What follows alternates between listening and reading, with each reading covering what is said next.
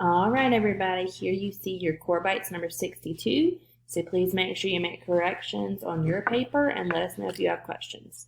So the first one says, Shannon went to Sam's and bought 100 boxes of cups.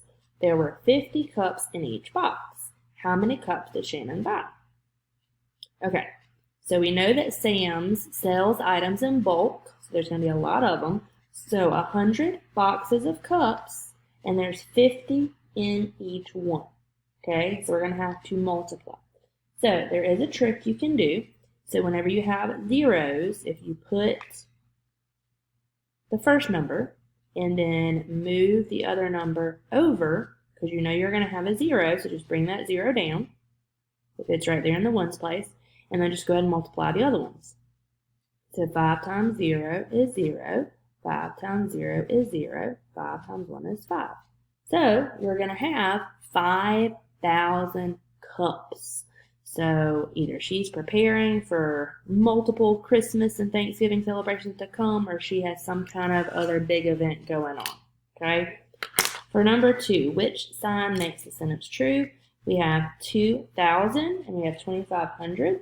So if you actually write this out, so 2,000 and then 2,500 is actually 2,500. So that is greater. So 2,000 is less than 2,500. So the best answer would be A. And then for the decimal right here, so if you are writing 7 thousandths as a decimal, you would do 0 because there's no whole number there in your ones place. And then you do 0, 0, 7 because it would be tenths, hundredths, thousandths.